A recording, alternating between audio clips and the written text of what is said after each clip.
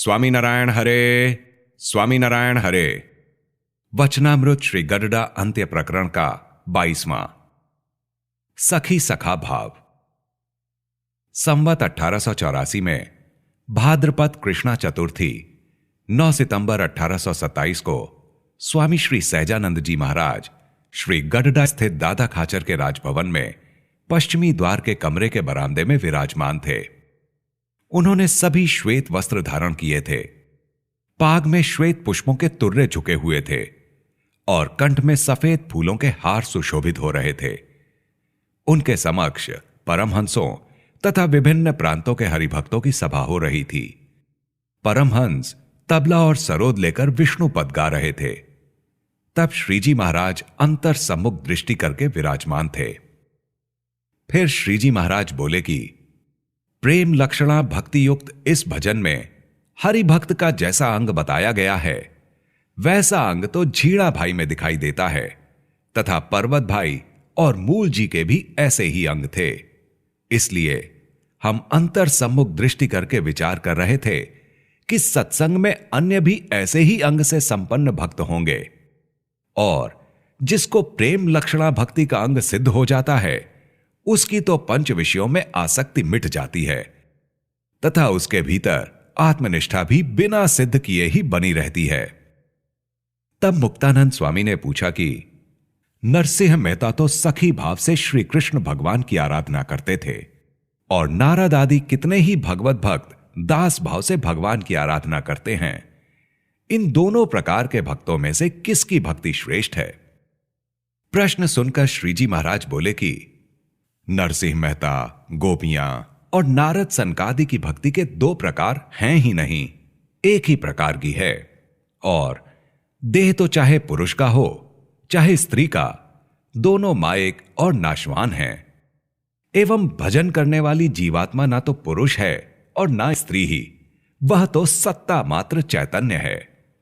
जब वह देह त्याग करके भगवान के धाम में जाती है तब उसे जैसी परमेश्वर की मर्जी हो वैसी ही देह मिलती है, अथवा ऐसे भक्त को भगवान की जिस प्रकार की सेवा का मौका मिले वैसा ही आकार धारण करके वह भगवान की सेवा में रहता है। और जिस भगवत भक्त को भगवान में जैसी प्रीति हो वैसी ही आसक्ति यदि धन स्त्री आदि में हो गई तो उसे भगवान का दृढ़ भक्त नहीं कहा जा सकता। कोई पुरुष परमेश्वर का भक्त होकर भी भक्ति करते समय जो पाप करता है और सत्संग में भी अगर दुर्वासना रखता है तो वह पाप उसके लिए वज्रलेप हो जाता है। कुसंग में पड़कर पर स्त्री का संग करे, उससे भी विशेष पाप यही है कि सत्संग में भगवान के भक्त के ऊपर कुदृष्टि हुई।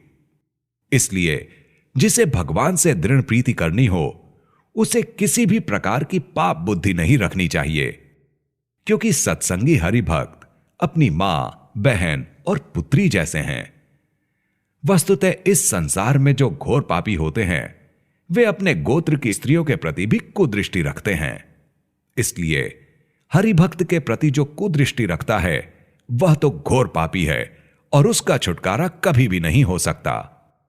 अतः जिसे रसिक भक्त होना है उसे इस प्रकार के पाप का परित्याग करने के बाद ही रसिक भक्त होना चाहिए। और सभी पापों से बड़ा पाप तो वह है जो भगवान तथा उनके भक्तों के प्रति दोष बुद्धि हो जाए तथा उस दोष बुद्धि द्वारा भगवान और भगवान के भक्त के साथ वैर भाव उत्पन्न हो जाए। अतः कोटि गौहत्या की हो, मद्य मांस का भक्षण किया हो तथा असंख्य गुरु स्त्री का संग किया हो, फिर भी उन पापों से तो कभी छुटकारा मिल भी सकता है। किंतु भगवान तथा भगवान के भक्त का जो द्रोही है वह कभी भी पाप मुक्त नहीं हो पाता।